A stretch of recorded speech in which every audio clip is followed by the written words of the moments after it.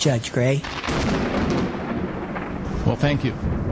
I guess I am the final presenter formally on here, and I want to commend you, first of all, Mr. Chairman, Mr. Hagman, for inquiring in this. I want to commend you for your leadership in bringing up this really important topic, and I'm also going to commend you for staying within schedule. That's an amazing accomplishment in itself.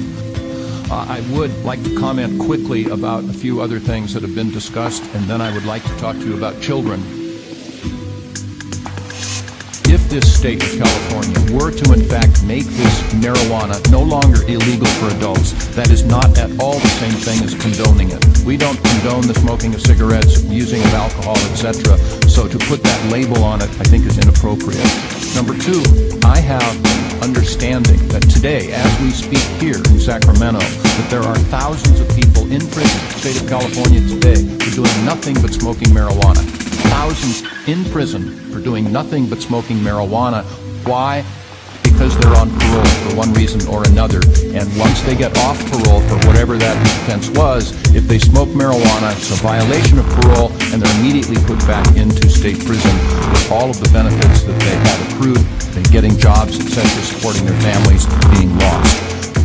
Another one is that the tougher we get with regard to marijuana prosecution, literally, from my experience as a judge, and I've seen this in Orange County forever, the softer we get with the prosecution of everything else. We simply have so many resources, and if we're spending them in prosecutions of marijuana, we are not spending them for prosecutions of rape, homicide, etc.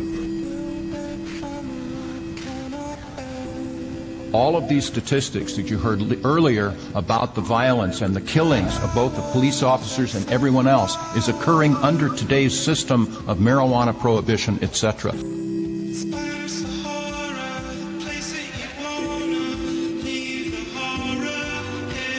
The only way you put these violent creatures out of business is to undercut the price, to make it no longer illegal so that you don't have that enormous profit motive to get these people involved with that violence, etc.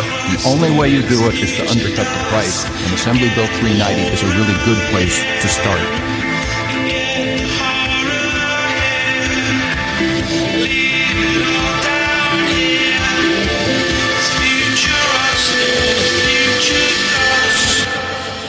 Marijuana today is stronger in our society without a doubt, but the reason why it's out there and stronger is because of marijuana prohibition. There are lots of people who would much prefer, like you said, not to use the stronger stuff, but the cardinal rule of prohibition is always push the stronger stuff. So if I'm a bootlegger and I run into the same criminal justice problems for selling a barrel of beer as a barrel of bourbon, guess which one I'm going to push? The bourbon, because I make more money. It's the same thing with marijuana.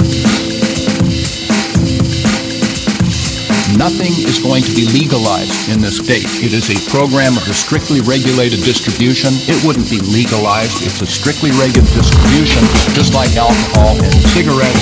It hopefully will not advertise them. Please put into your legislation not to allow this to be advertised. We want to de-glamorize it, not glamorize it. So no advertising, and hold people accountable for their actions. I know I'm going on, but I'd like to talk about children for a couple of minutes, because today our marijuana laws are putting our children in harm's way.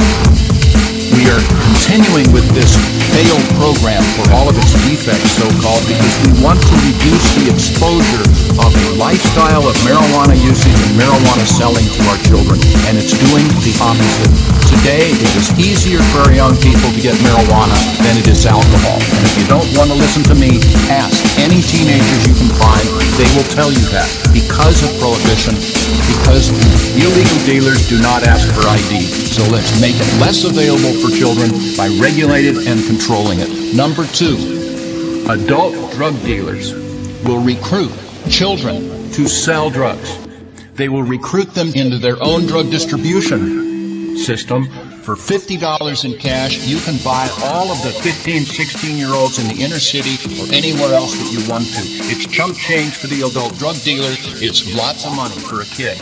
So you use them as gophers and lookouts and couriers, and as soon as their reliability is established, then they're trusted to sell small amounts of drugs out in the communities. And who do they sell to if they're out there doing it? I assure you, no one in this room. They're going to sell to their 14, 15, 16-year-old peers. That is despicable, and it's caused by drug prohibition.